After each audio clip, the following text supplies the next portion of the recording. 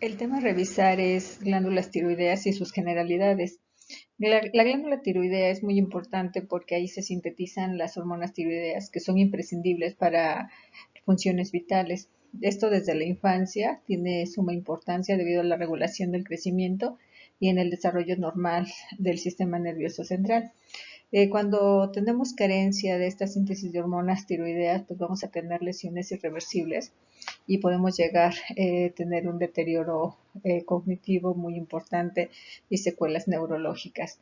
Entonces, para poder comprender las patologías que engloba la glándula tiroidea, revisaremos anatomía, fisiología y la síntesis de hormonas tiroideas.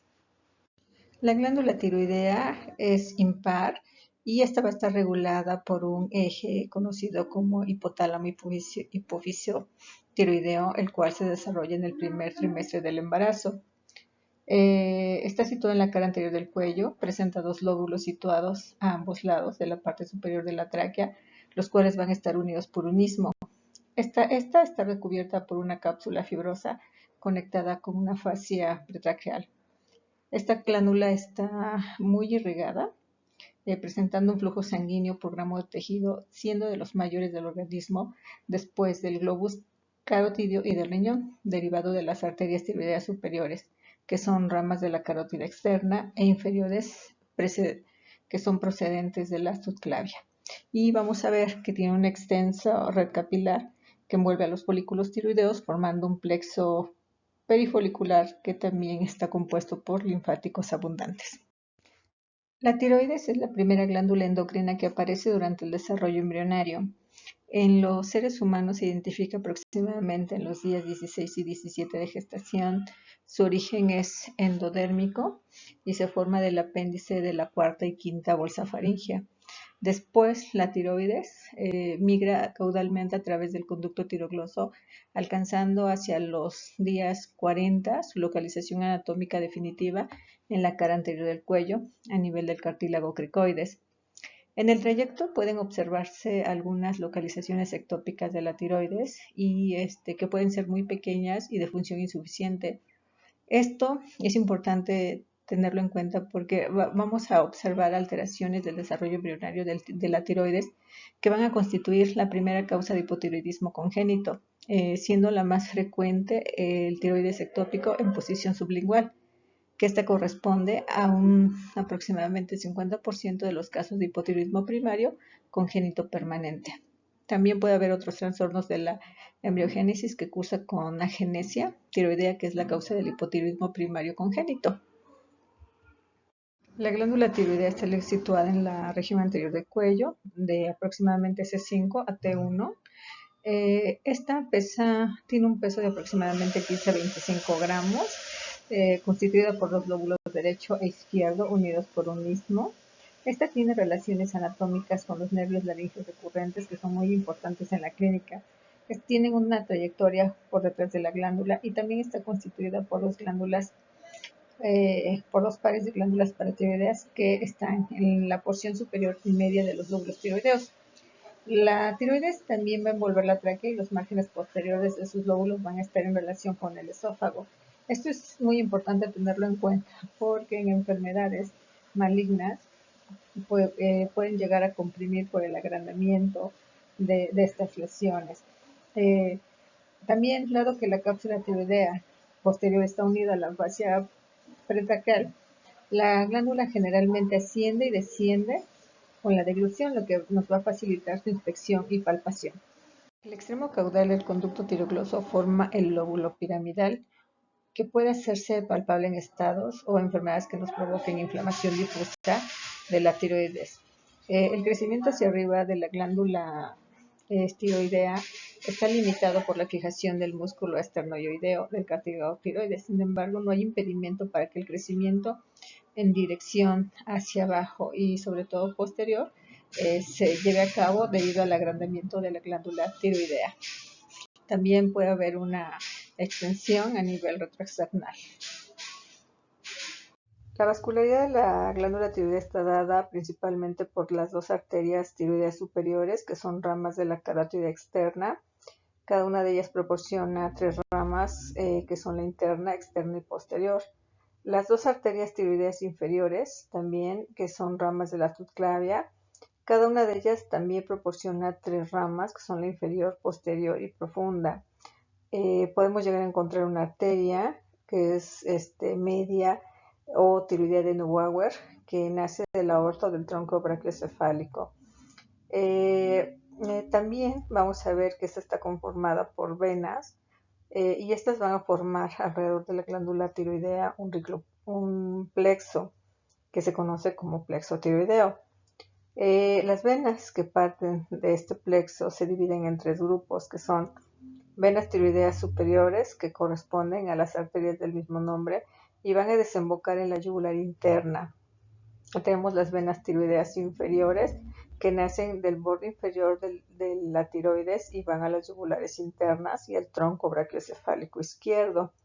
Tenemos las venas tiroideas medias, situadas entre las superiores y las inferiores, las cuales van a desembocar en la yugular interna. En relación a los linfáticos, estos también van a formar alrededor de la glándula un plexo peritiroideo. Los troncos que se parten de él se van a dividir en linfáticos descendentes, que van a terminar en ganglios situados delante de la tráquea por encima del timo, linfáticos ascendentes que terminan en uno de los 2 ganglios prelaringios y otros que son laterales en los ganglios laterales del cuello. Los nervios van a proceder del simpático a través de los ganglios cervicales y del parasimpático a través del nervio vago. Desde el punto de vista histológico, la glándula tiroidea se compone de una agrupación de unidades esféricas denominadas folículos. El folículo tiroideo es la unidad funcional y es una estructura esférica con una cavidad central rellena de sustancia coloide y rodeada de una monocapa de células epiteliales cuboides llamadas tirocitos. Los folículos aparecen recubiertos por una cápsula de tejido conectivo fibroso y separado entre sí por tejido conectivo interfolicular que está ricamente vascularizado. Esta glándula también va a tener células parafoliculares o células C productoras de calcitonina que van a derivar también de las bolsas faríngeas.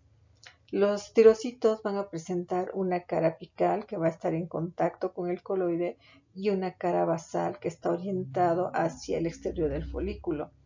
El coloide va a constituir el almacén de la proteína específica de dichas células, que es la tiroglobulina. La síntesis de hormona tiroidea depende principalmente de la disponibilidad del yodo exógeno. El yodo es un componente clave en la síntesis de estas hormonas. Es un micronutriente esencial que se va a consumir en los alimentos o en el agua como yoduro o yodato, que se va a convertir en yoduro a nivel gástrico. La Organización Mundial de la Salud recomienda una ingestión diaria de yodo en la dieta de 150 microgramos para adultos y de 200 microgramos para embarazadas y mujeres que están en lactancia, y de 50 a 250 microgramos para niños. Esto también hay que considerar que el yoduro se excreta por los riñones y esta excreción urinaria de yoduro va a ser un excelente índice de ingestión de la dieta. También debemos mencionar que a nivel de los tirocitos se va a expresar de forma importante el cotransportador unidireccional de sodio-yoduro, que es conocido como simportador de sodio-yoduro o NIS. Este va a estar presente en las membranas basales de las células y va a transportar de manera activa el yoduro desde la sangre. Y entonces la glándula tiroidea concentra y usa para la síntesis la hormona, solo una fracción de yoduro que se le proporciona y el resto va a regresar a un fondo común en el líquido extracelular. La tiroglobulina es una molécula glucoproteica de gran tamaño, de aproximadamente 660.000 kilodaltons. Está compuesta de 2 subunidades, cada una de las cuales tiene aproximadamente 5.496 aminoácidos. Y también esta va a tener aproximadamente 140 residuos tirosilo. El contenido de yodo de la tiroglobulina puede variar y va en un rango de 0,1 a 1% por peso. El gen de la tiroglobulina va a estar en el brazo largo del cromosoma 8 y va a contener aproximadamente 8.500 nucleótidos que van a codificar para un monómero proteico que se conoce como pretiroglobulina. La TSH regula la expresión del gen tiroglobulina. La tiroglobulina se sintetiza en las células epiteliales foliculares tiroideas y es secretada hacia el folículo, hacia el lumen folicular a través de la membrana apical. Una cantidad pequeña de tiroglobulina no yodada también va a ser secretada hacia la circulación a través de la membrana vasolateral. Entonces, la tiroglobulina se puede considerar como un andamiaje en el que se lleva a cabo la síntesis de hormonas tiroideas. Una vez que la tiroglobulina es secretada hacia la luz folicular, sufre una modificación posttranslacional importante durante la producción de hormonas tiroideas. A nivel de la superficie apical de las células epiteliales foliculares tiroideas, se yodan múltiples residuos de tirosina y algunos de los residuos de yodotirosina resultantes se acoplan para formar lo que es la T3 y la T4. La peroxidasa tiroidea es la enzima principal para la síntesis de hormonas tiroideas. Esta va a catalizar la oxidación del yoduro al yodo y la yodación de determinados residuos tirosílicos de la tiroglobulina y va a intervenir en el acoplamiento de las moléculas de yodotirosina, tanto de monoyodotirosina y diyodotirosina, para formar las yodotironinas. Estos procesos van a tener lugar principalmente en la membrana apical de los tirocitos, en presencia del peróxido de hidrógeno que va a actuar como un receptor de electrones. La biosíntesis de hormonas tiroideas tiene lugar en la unidad funcional del tiroides, que es el folículo. Este proceso está controlado principalmente por la hormona estimulante de la tiroides, también puede ser por la insulina y el yoduro y otros factores de crecimiento. Este abarca diferentes procesos que vamos a revisar más adelante y que consisten en el transporte activo del yodo al lumen de las células tiroideas, a sistema generado de peróxido de hidrógeno necesario para la actividad de peroxidasa tiroidea, síntesis y actividad de la peroxidasa tiroidea, síntesis de tiroglobulina y su almacenamiento en el lumen del folículo tiroideo, ionación de la membrana apical, acoplamiento de los residuos yodados para formar T3 y T4, endocitosis del coloide y proteólisis de la tiroglobulina, la deyodación de yodotirosinas por deyodasas tiroideas y reutilización del yodo liberado y la secreción de hormonas tiroideas al sistema circulatorio. El primer paso en la formación de hormonas tiroideas va a consistir en el transporte de los yoduros desde la sangre hasta las células y folículos tiroideos. Este transporte de yodo al interior de las células se va a producir en contragradiente y se va a deber a una proteína transmembrana localizada en la membrana vasolateral de las células foliculares, que es denominado como NIS o sin portador de sodio-yodo. Se va a producir un proceso de transporte activo secundario. Esta energía es proporcionada por el transporte de sodio hacia el exterior de la célula mediante la ATPasa de sodio y de potasio. Este mecanismo va a ser capaz de producir concentraciones intracelulares de yodo que son 20 a 40 veces mayores que la concentración plasmática. Aquí vamos a tener un regulador y este va a ser la TSH. También hay otros iones que van a competir y que son inhibidores competitivos del transporte de yodo, como son el perclorato y el pernactato. Posteriormente vamos a ver que vamos a tener la tiroglobulina, que ya les mencioné que es una glucoproteína de gran peso molecular y que se va a encontrar en el lumen de los folículos tiroideos. Aquí, bueno, a nivel del retículo endoplásmico y el aparato de Golgi son los encargados de sintetizar y de glicosilar la tiroglobulina y secretarla hacia los folículos.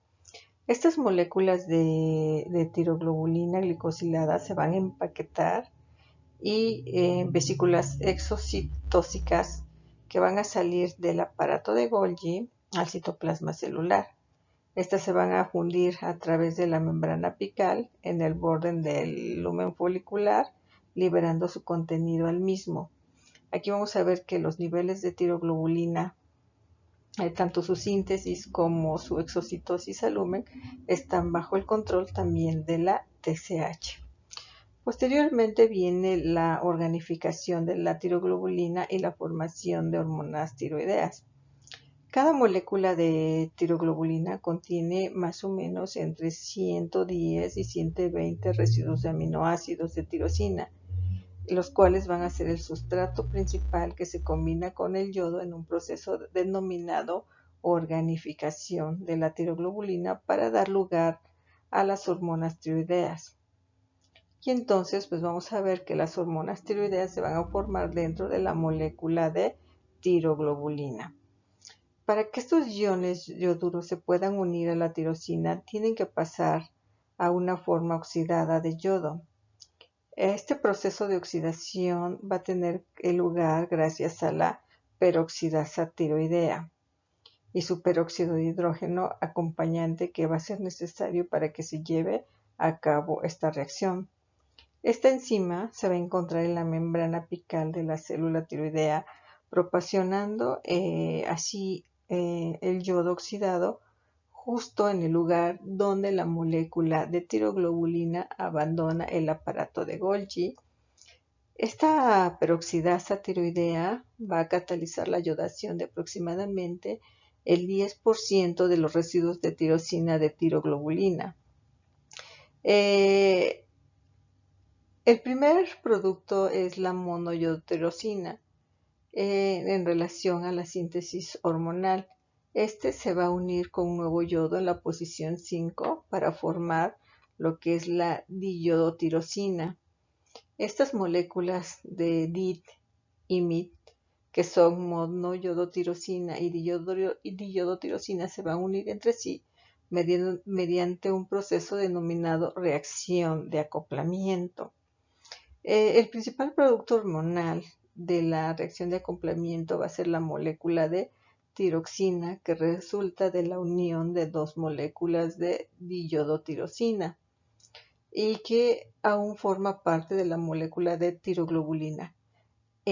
Vamos a observar que en algunas otras ocasiones la diyodotirosina se va a unir a la monoyodotirosina para formar lo que se conoce como triyodotironina. En condiciones normales, una molécula de tiroglobulina va a contener aproximadamente 6 moléculas de monoyodotirosina, 4 de diyodotirosina y solamente van a existir pequeñas trazas de T3 reversa. Si en estos casos existiera una concentración de yoduro baja, no se va a alcanzar el grado de iodación de la tiroglobulina para la formación de T4. Después del acoplamiento de las yodotirosinas, la T1 y la T2 se van a unir para formar T3 y T4. Posteriormente, la tiroglobulina va a permitir el almacenamiento en los folículos de una cantidad de hormona tiroidea que va a ser suficiente para cubrir las necesidades normales del organismo en un periodo de aproximadamente 2 meses. Para que se pueda liberar T3 y T4, la tiroglobulina debe ser reabsorbida por la célula tiroidea.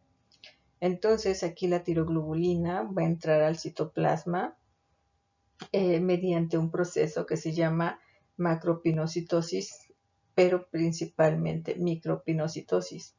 Entonces, en la superficie apical de las células tiroideas se van a emitir una serie de extensiones en forma de pseudópodos que van a rodear pequeñas porciones de coloide, y esto nos va a constituir vesículas de pinocitosis. Estas se van a unir a lisosomas del citoplasma celular, dando lugar a los fagolisosomas. Los lisosomas van a tener unas proteinasas que son conocidas como catepsinas, que permiten la proteólisis de la tiroglobulina. La digestión de la tiroglobulina deja T3 y a T4 intactas, que van a pasar al torrente circulatorio, mientras que la DIT y MIT son retenidas y desyodadas para ser recicladas dentro de la célula.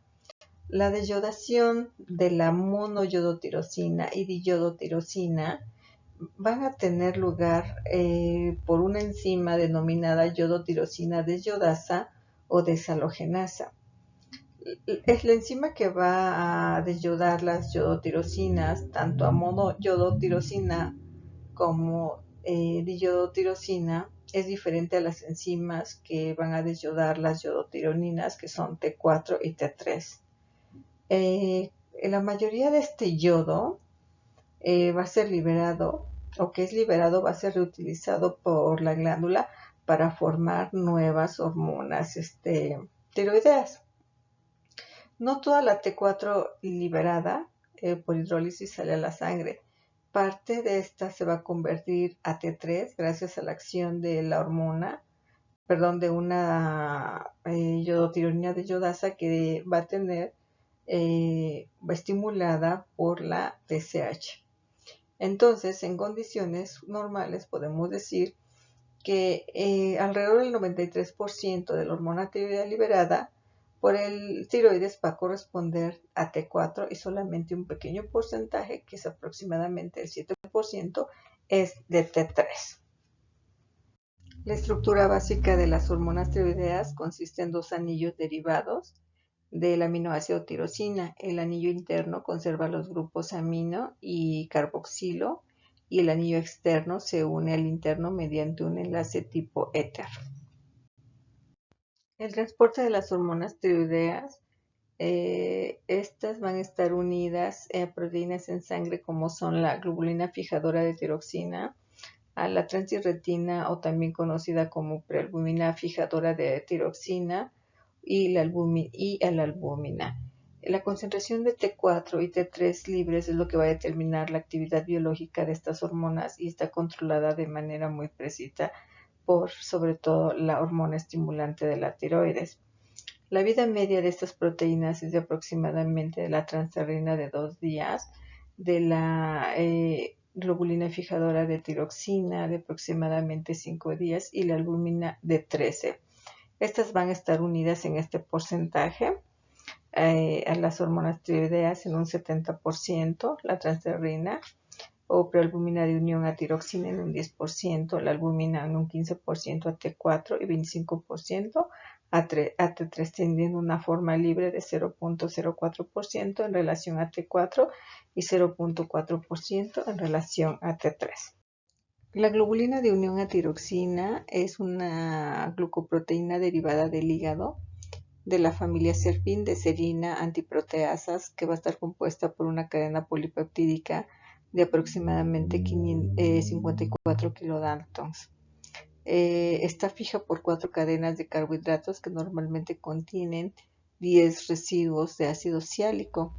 Las moléculas de globulina de unión a tiroxina tienen un sitio de unión único tanto para T4 como para T3.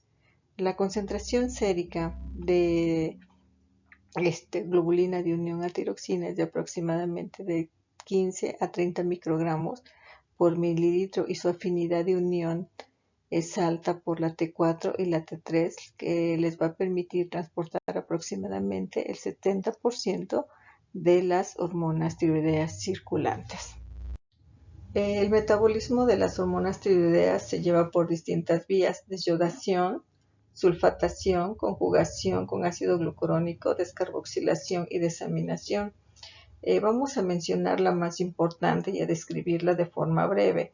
La desyodación va a constituir la vía más importante de metabolismo de las yodotironinas de T4 y T3, y está catalizada por unas enzimas denominadas desyodasas. de las que se conocen tres tipos, tanto D1, D2, D3.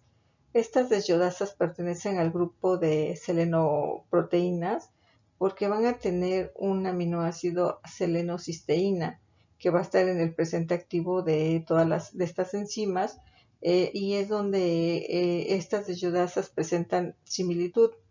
Estas van a actuar sobre los metabolitos generados de la deyodación de T4 y T3 en una serie de deyodaciones secuenciales hasta la obtención de moléculas de tironina o T0 que me va a carecer de átomos de yodo.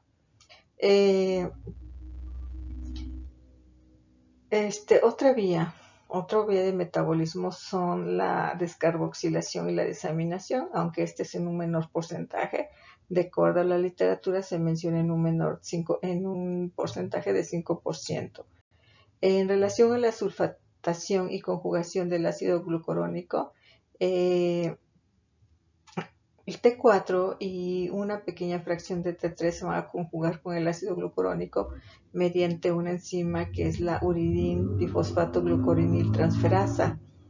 Esta formación de glucorón y sulfato conjugado de las hormonas tiroideas se va a llevar a cabo principalmente en el hígado y los riñones. En el hígado, estos derivados se van a excretar por la bilis al intestino, en donde se van a hidrolizar, volviendo a ser reabsorbidas una pequeña fracción como T4 y T3, o también estos metabolitos se van a eliminar por las heces. Y más o menos se va a eliminar un 20% de T4 como derivado de este glucurón conjugado. Los ioduros ingeridos por vía oral se absorben a través del tracto digestivo hasta la sangre.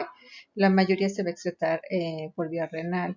Esto en condiciones normales. Y una quinta parte es retirada por las células tiroideas para la síntesis de hormonas tiroideas. Entonces podemos medir el déficit de yodo por medio de la excreción urinaria y observar si hay una menor excreción es que hay un mayor déficit. Existe una pequeña cantidad de yodo, más o menos unos 10-20 microgramos, que se va a perder por las heces.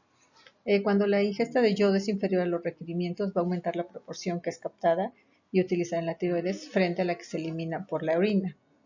En este cuadro podemos observar cuando la yoduria es menor de 20, indica que hay una deficiencia de yodo grave, y cuando hay mayor de 300 indica una ingesta excesiva de yodo. Si se mantiene, puede tener riesgo de hipertiroidismo a largo plazo. Aquí observamos la desyodación de las yodotironinas a partir de la tetrayodotironina o T4. Aquí la desyodación es secuencial del anillo externo, que nos va a generar tironinas activas, y por el contrario, cuando hay una desyodación del anillo interno, nos va a dar lugar a la formación de hormonas inactivas. Una vez en el interior de las células blanco, la concentración de hormonas tiroideas, ya sea activa o inactiva, depende de la acción de las desyodasas. Estas están distribuidas en los diferentes tejidos del organismo y se reconocen tres isotipos: D1, D2 y D3. Estas son enzimas integrales de membrana, y su ubicación subcelular de D1 y D3 están en la membrana plasmática.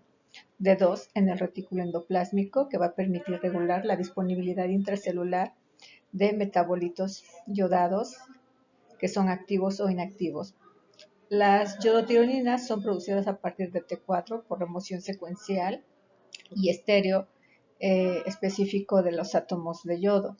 La deyodación del anillo externo genera yodo metabolitos activos y se conoce como la vía de activación. Esta vía de deyodación del anillo externo está catalizada por la D1 y la D2. La deyodación del anillo interno forma yodo metabolitos inactivos y es la vía de inactivación catalizada por D3 y D1. El aporte de hormona tiroidea es la principal variable que determina la concentración y actividad de las tres enzimas a través de mecanismos pre- y posttransduccionales. Un incremento de T4 o T3 estimula la expresión y actividad de D1 y D3 y disminuye la actividad de D2. Tanto D1 como D3 son reguladas positivamente por la concentración de sus sustratos, y entonces D2 responde de forma inversa. Describiremos cada una de las desyodasas, tanto D1, D2 y D3. La desyodasa tipo 1 su gen está en el cromosoma 1, en el brazo corto, y es una enzima que desyoda tanto al anillo interno como al externo de las hormonas tiroideas. Cataliza la vía de desyodación del anillo externo y del anillo interno, y su actividad catalítica se inhibe con el propiotiluracilo, que es uno de los fármacos que utilizamos para hipertiroidismo. La expresión de D1 es mayor en órganos con un gasto metabólico elevado, como son el hígado, el riñón y la glándula tiroidea. Esta enzima protege al organismo frente al exceso de hormonas tiroideas, como es la tirotoxicosis, con un papel en la conservación y reutilización del yodo, inactivando a la prohormona T4 y sus metabolitos sulfatados. En relación a la desyodasa 2, su gen está en el cromosoma 14, en el brazo largo. La D2 va a catalizar la vía de la desyodación del anillo externo. Su función es la de producción de iodotironinas activas, convirtiendo de T4 a T3 para consumo local intracrino del órgano que lo expresa. Se expresa en hipófisis, cerebro, células gliales, astrocitos, grasa parda, glándula tiroidea, músculo esquelético, piel y osteoblastos. No se expresa ni en el hígado ni en el riñón. D2 es la única que exhibe un claro ritmo circadiano. En relación a la desyodasa 3, se encuentra también su gen en el cromosoma 14, en el brazo largo, y esta va a catalizar la vía de la desyodación del anillo interno y produce a partir de la T4 y la T3 los yodometabolitos inactivos. Se expresa en el cerebro, las neuronas, la piel, el endotelio vascular, la placenta y el útero gestante. En la vida embrionaria, D3 se expresa en hígado, corteza cerebral, corazón, pulmón, gónadas, intestino, piel y tracto urinario. Las reacciones de desyodación catalizadas por las distintas desyodasas van a contribuir en el control homeostático, tanto plasmático como tisular, de las hormonas tiroideas. En cada órgano o sistema de procedencia de T3, ya sea de origen plasmático o por desyodación local, va a variar en su función del tipo de desyodasas que se exprese en dicho órgano. En el hígado y los riñones, la mayor parte de T3 procede del plasma, mientras que en el cerebro y la hipófisis se genera localmente. Por lo tanto, las principales funciones de estas desyodasas son la modulación tisular y celular, ayudan a la adaptación de estados cambiantes, regulan las acciones de la hormona tiroidea, y el 80% de T4 se va a metabolizar mediante desyodación y 35% hacia T3 y 45% hacia T3 reversa. En este esquema podemos ver un resumen de las diferentes desyodasas de 1, de 2, en donde se expresan la conversión que se tiene y cómo se van a encontrar en diferentes patologías como es el hipo e hipertiroidismo. Debido a estas vías metabólicas dadas por las desyodasas, cada día se depura el 10% del fondo común total de T4 extratiroideo, de aproximadamente 1000 nanomoles, y la vida media plasmática de T4 es de aproximadamente 7 días, debido a la afinidad de unión más baja de la T3 por las proteínas plasmáticas. El recambio de este fondo común extratiroideo de mucho menor tamaño es mucho más rápido, con una vida media plasmática de un día aproximadamente. La producción y liberación de hormonas tiroideas está regulada por retroalimentación negativa por el eje hipotálamo-hipófisis tiroides. La liberación de TSH es inhibida principalmente por T3, la cual se va a producir a nivel del hipotálamo mediante la conversión de T4 a T3 y en la hipófisis anterior por la acción de la desodinasa tipo 2. Entonces vamos a ver que la contribución de T3 deriva intracelularmente a la inhibición de retroalimentación negativa de la liberación de TSH es mayor que la de T3 derivada de la circulación. Vamos a tener otros mediadores que van a inhibir la liberación de TSH y estos incluyen a la dopamina, a la somatostatina y glucocorticoides a niveles más altos, lo cual nos va a generar una supresión parcial en la liberación de TSH. Los componentes esenciales del sistema regulador de la función tiroidea lo van a constituir la hormona hipotalámica liberadora de tirotropina, la hormona estimulante de la tiroides o tirotropina y la T3. El control sobre la síntesis de la hormona liberadora de tirotropina en el hipotálamo y de la tirotropina en la adenohipófisis se va a realizar mediante la inhibición de dicha síntesis a nivel transcripcional por las hormonas tiroideas. La hormona liberadora de tirotropina es un tripéptido derivado de la ruptura post-transduccional de una molécula proteica de gran tamaño, que es la prepro hormona liberadora de tirotropina. La hormona liberadora de tirotropina va a estar presente en diferentes órganos como son el hipotálamo y otras estructuras cerebrales. También va a estar presente en las células C de la tiroides, las células beta del páncreas, el miocardio, los testículos, la próstata y la placenta.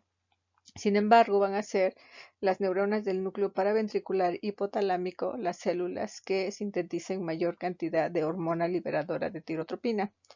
Estas neuronas se van a proyectar sus axones a la eminencia media, que está conectada a la adenohipófisis mediante los vasos portales hipotálamo hipofisiarios. Las neuronas hipotalámicas, que son productoras de TRH, van a ser las únicas que van a regular el eje hipotálamo-hipófisis tiroides. La hormona liberadora de tirotropina es liberada a la adenohipófisis a través de dichos vasos, estimulando la síntesis y la liberación de TSH. La hormona estimulante de la tiroides es una glicoproteína compuesta por dos subunidades alfa y beta. Y hay otras hormonas hipofisiarias como son la hormona folículo estimulante, la luteinizante y la gonadotrofina coriónica humana, que van a compartir con la hormona estimulante de la tiroides la subunidad alfa. La subunidad beta es la que va a conferir especificidad funcional, puesto que es la cadena reconocida por el receptor de TSH en la membrana basal del tirocito. Se han identificado los genes que codifican ambas subunidades de la TSH, cuya expresión va a estar regulada de forma negativa por la T3 y de forma positiva por la TRH. Las hormonas tiroideas también regulan la expresión de los receptores de las células tirotropas para varios factores reguladores de la regulación de TSH, entre los que se incluyen dopamina, somatostatina y hormona liberadora de tirotropina. La TSH constituye el principal factor regulador de la proliferación, la diferenciación y función de las células tiroideas. Esto va a ser a través de la interacción que tiene TSH y su receptor, donde se produce la activación de la beta-adenilciclasa AMP cíclica proteína quinasa, lo que nos va a originar una estimulación de la secreción de hormonas tiroideas por aumento de la macropinocitosis y micropinocitosis de la tiroglobulina, el crecimiento y la diferenciación de las células foliculares y también la captación de yodo por medio del cotransportador NIS. Por lo tanto, los efectos de la hormona estimulante de la tiroides sobre la célula tiroidea son en relación a cambios en la morfología de las células tiroideas, el crecimiento celular, metabolismo del yodo, aumento de la transcripción de los mRNA que codifican para tiroglobulina y la peroxidasa tiroidea, estimulación de captación de glucosa, consumo de oxígeno y oxidación de glucosa.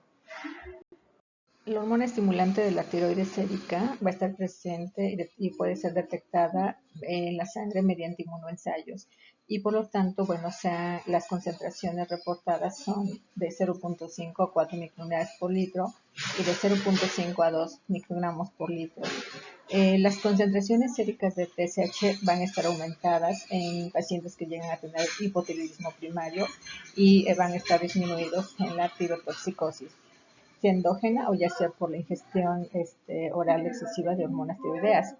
La vida media plasmática de la hormona estimulante de la tiroides es de aproximadamente 30 minutos y la tasa de producción diaria va de un rango de 40 a 150 microunidades al día. Los efectos de las hormonas tiroideas sobre el metabolismo basal, el consumo de oxígeno y el desarrollo del sistema nervioso central está dado por la unión de los receptores nucleares a hormonas tiroideas, que van a formar una parte de la familia de receptores nucleares que incluye a los receptores de estrógenos, a la progesterona, a los glucocorticoides, la vitamina D, el ácido retinoico y el activador proliferador de peroxisomas. En términos generales, van a regular la transcripción génica a través del reconocimiento y unión a una secuencia específica de DNA. En el caso de las hormonas tiroideas, el sitio de reconocimiento específico se denomina elemento de respuesta T3, que se abrevia como TRE. La formación del complejo T3 más receptor tiroideo, estas van a estar unidas al elemento de respuesta T3, que es el paso para la regulación positiva o negativa de los genes blanco y la regulación de síntesis de proteínas. Para que se lleven a cabo todos estos procesos, deben existir mecanismos de transporte o transportadores específicos eh, activos de las hormonas tiroideas a nivel de las membranas plasmáticas. Y su distribución va a requerir la presencia de transportadores selectivos para T4 y T3. Estos transportadores están constituidos por una familia de proteínas eh, de transporte de aniones orgánicos, que se abrevia como OATP. Y entonces vamos a ver que hay diferentes grados, van a poseer diferentes grados de afinidad para las yodotironinas. Por ejemplo, el OATP 1B1, el 1B2 y el 1B3 se van a expresar principalmente a nivel hepático y tienen afinidad para T4 y T3. La proteína de transporte de anión orgánico, la C1, 1C1, esta va a estar presente en las células endoteliales de los vasos cerebrales y sugiere que juegan un papel importante en el transporte de hormonas tiroideas a través de la membrana hematoencefálica. La segunda clase de transportadores específicos pertenece a otra familia de aminoácidos transportadores de yodotironina, que son los transportadores de membrana, que se abrevia MCT. El MCT8 posee una gran selectividad para el transporte de yodotironinas. Tenemos otra proteína citosólica de unión AT3 que se conoce como CTBP, que se va a expresar sobre todo en el corazón y en el cerebro humano y juega un papel muy importante en el mantenimiento de la homeostasis intracelular de T3. Hay dos genes que codifican para el receptor de hormonas tiroideas. El receptor tiroideo alfa, que está ubicado en el cromosoma 17, y el receptor tiroideo beta, que está ubicado en el cromosoma 3. Cada gen da dos productos empalmados. El receptor tiroideo alfa da 1 y 2 y el receptor tiroideo beta también 1 y 2. Cada uno de estos receptores tiene un dominio de unión al ligando carboxilo terminal y un dominio de unión a DNA situado en la parte central, que está constituida por dos dedos de zinc cisteína que facilita su fijación específica al elemento de respuesta hormona tiroidea en los promotores de genes blanco y regula su transcripción. La concentración tisular de estos receptores va a variar en los tejidos.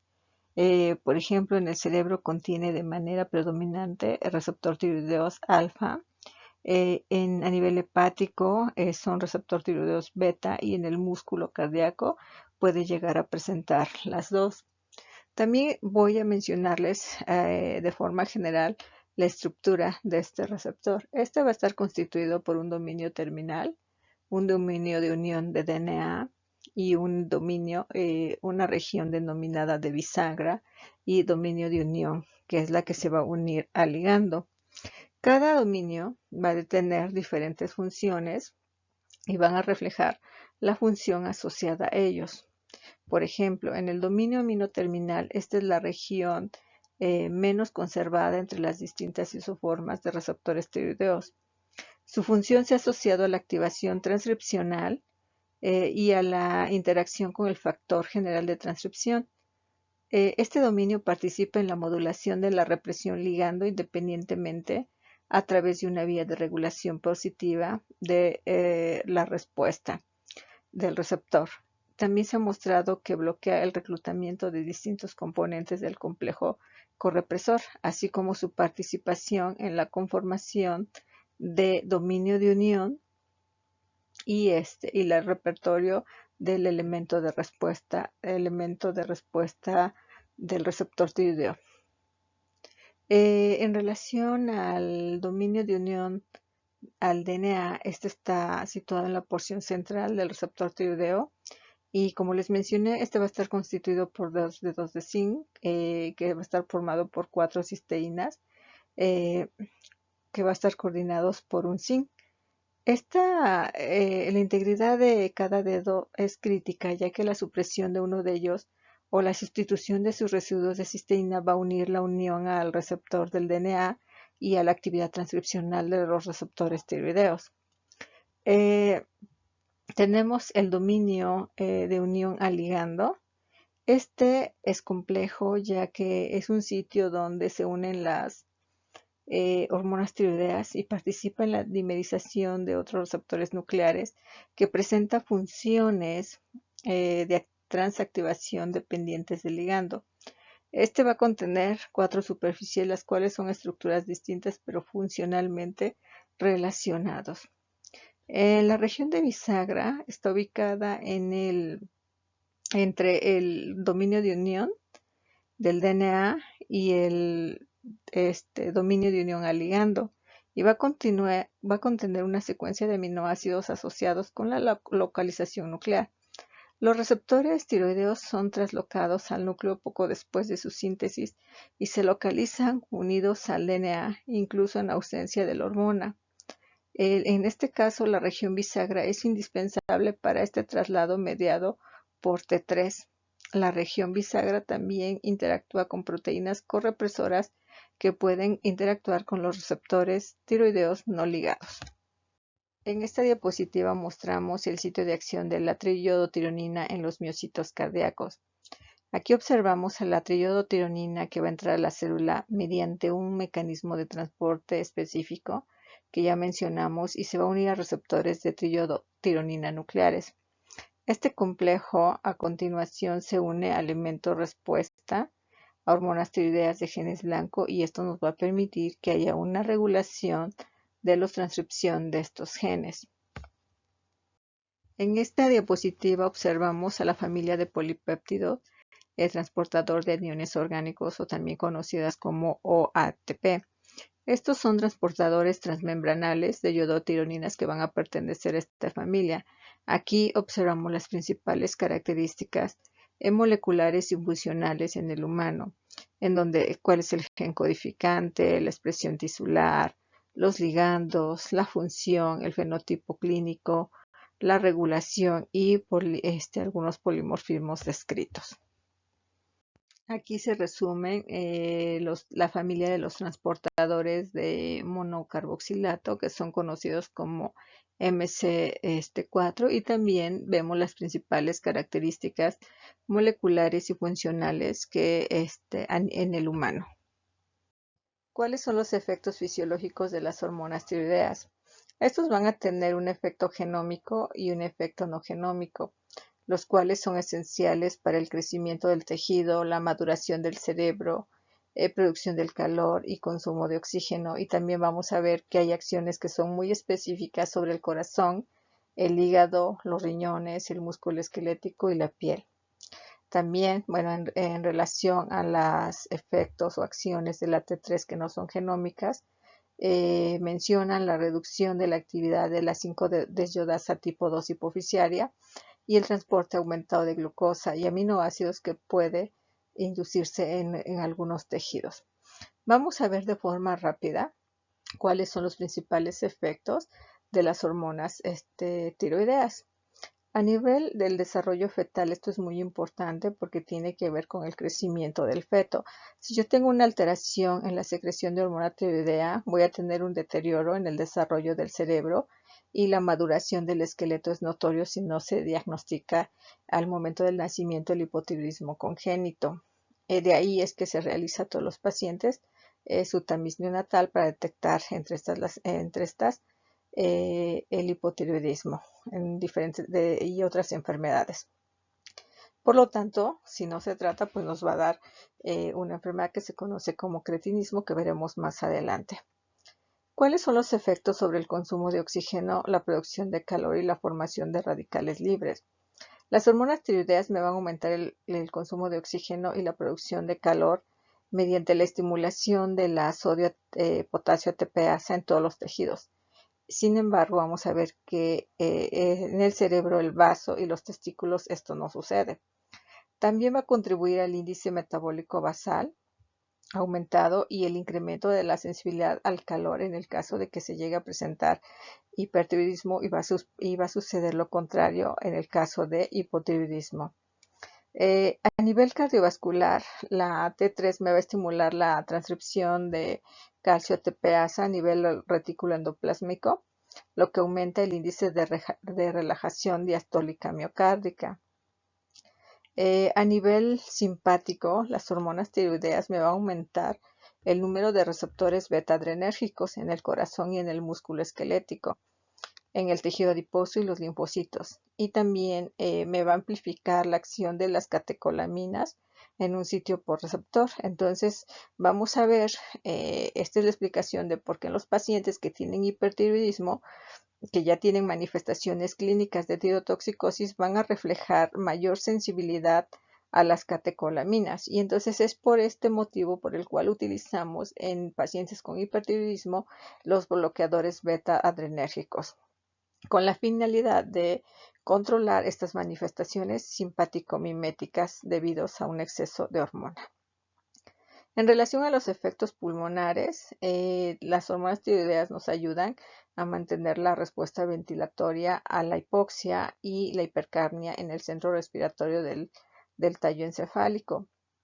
Y entonces vamos a ver que en aquellos pacientes que tienen coma mixedematoso, que es parte del hipotiroidismo grave, puede ocurrir hipoventilación y entonces la hormona tiroidea nos permite tener adecuada función de los músculos respiratorios, ya que estos van a estar regulados por ella. Y en caso contrario, si presentamos hipertiroidismo, puede ser que el paciente pueda llegar a presentar manifestaciones como falta de aire. A nivel hematopoyético, lleva a un incremento de la producción de eritropoyetina y de la eritropoyesis. Sin embargo, no hay aumento de volumen sanguíneo debido a que hay hemodilución y recambio aumentado de los eritrocitos. A nivel gastrointestinal, las hormonas tiroideas van a promover la motilidad intestinal y entonces puede haber, en el caso de hipertiroidismo, hiperdefecación y en el caso de hipotiroidismo puede haber estreñimiento. A nivel esquelético, las hormonas estimulan el recambio óseo, lo que aumenta la resorción ósea y por lo tanto un menor grado en la formación de hueso.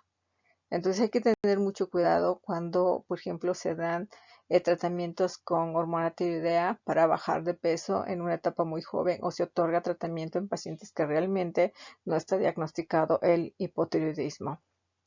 A nivel neuromuscular, vamos a ver que esto va a depender de la patología. Si tenemos un exceso de hormona tiroidea, va a haber un aumento en el recambio de proteína y pérdida del músculo esquelético, lo cual nos puede llevar a la presencia de una miopatía proximal.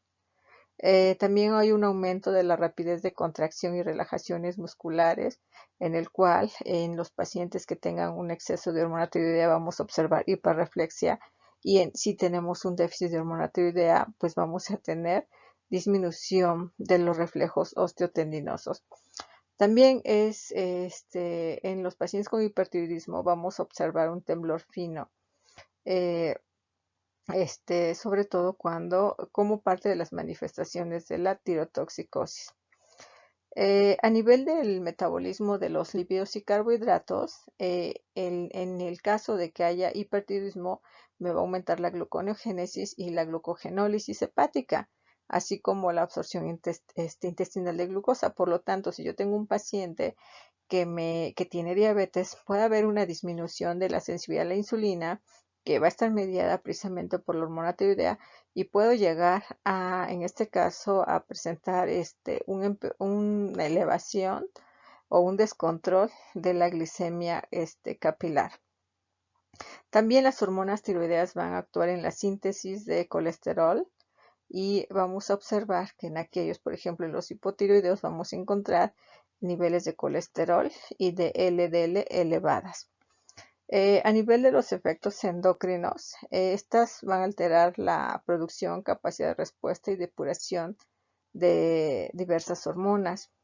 Entonces, por ejemplo, en los niños es muy importante hacer un adecuado diagnóstico y conocer las funciones que tiene, porque cuando en los niños hay hipotiroidismo va a haber una liberación alterada de la hormona de crecimiento, lo cual pues obviamente se va a ver reflejado en un retraso del crecimiento longitudinal.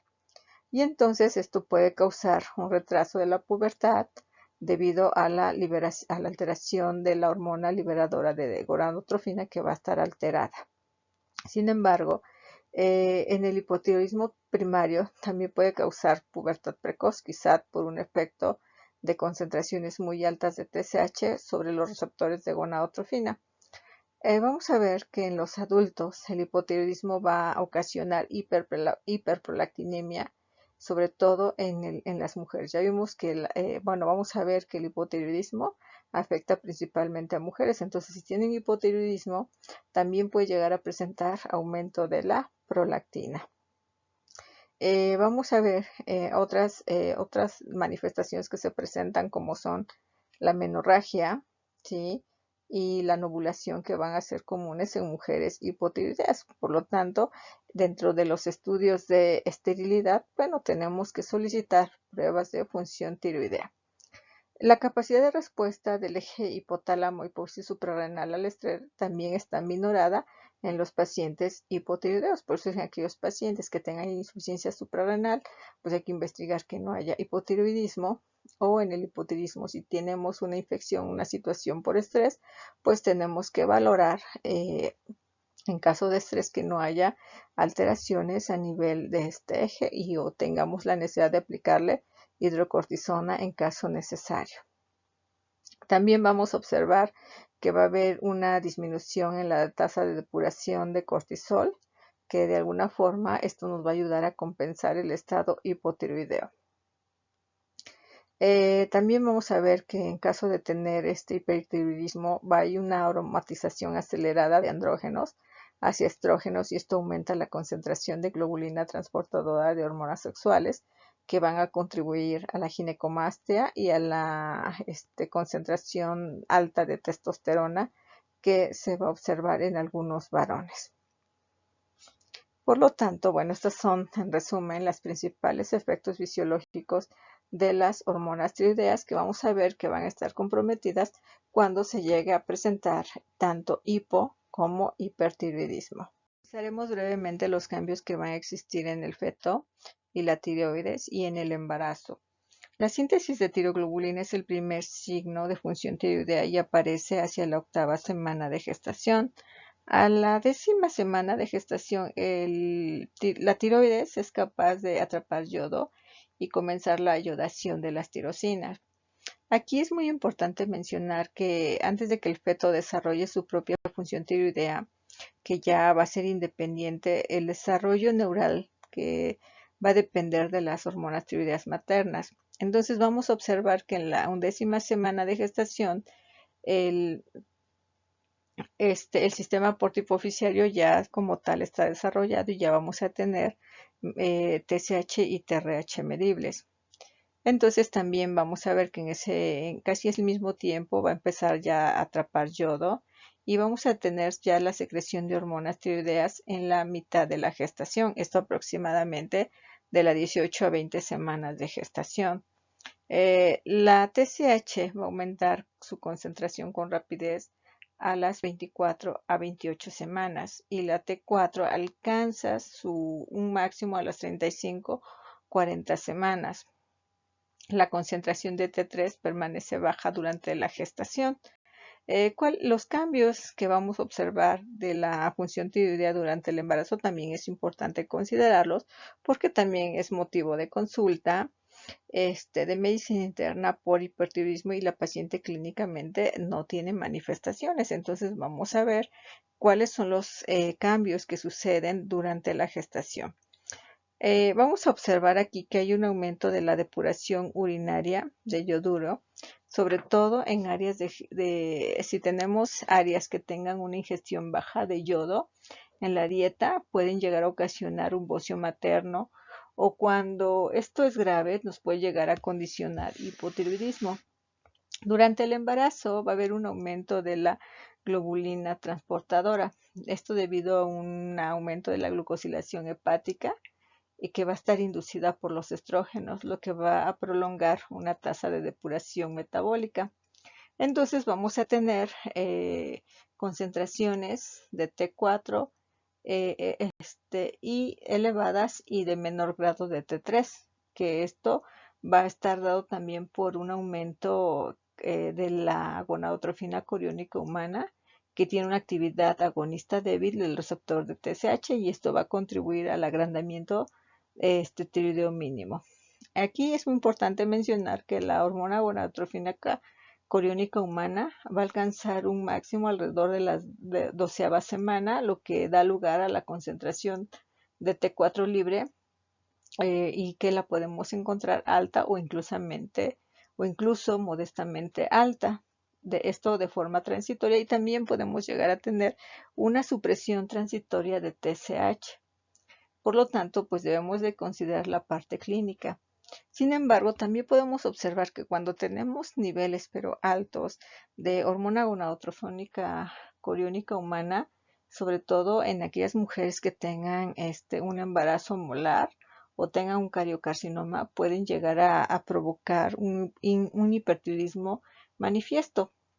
También en aquellas pacientes que tienen hiperemesis gravídica, esto es porque, bueno, también vamos a tener concentraciones elevadas de la gonadotrofina coriónica humana, y entonces podemos llegar a encontrar a las pacientes con una tirotoxicosis gestacional transitoria.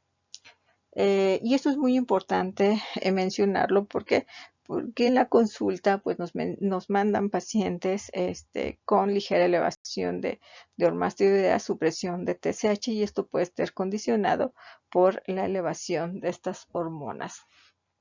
También vamos a ver cambios de la función tiroidea con el envejecimiento. Y aquí vamos a ver que el recambio de T4 es más alto en lactantes y niños, y después de la pubertad pues va a ir disminuyendo de forma gradual hasta las cifras que se encuentran en el adulto. Después, la tasa de recambio de T4 es estable hasta después de los 60 años de edad, cuando este recambio va a empezar a declinar. Por lo tanto, podemos observar en aquellos pacientes geriátricos que la depuración metabólica de T4 puede disminuir hasta un 50%, lo que exige también una reducción de la dosis de T4 para pacientes con hipotiroidismo. Y esto lo vamos a ver más adelante cuando veamos la sustitución de hormonas tiroideas en los pacientes geriátricos que tienen algunas otras patologías como la fibrilación auricular. Vamos a ver que no vamos a dar la dosis de sustitución de 1.6 a 1.8, sino que esta se tiene que reducir en un 50%. Estos son las generalidades de tiroides desde el punto de vista anatómico, histológico, las funciones que va a ejercer en nuestro organismo. Esto es muy importante considerarlo para tomar decisiones en los pacientes que tengan hipotiroidismo e hipertiroidismo. En realidad, hablando de tiroides, tenemos 3 patologías que van a predominar, siendo la que tiene mayor incidencia el hipotiroidismo, el hipertiroidismo y el estudio del nódulo tiroideo, que de ahí pues veremos y revisaremos el cáncer diferenciado e indiferenciado de tiroides.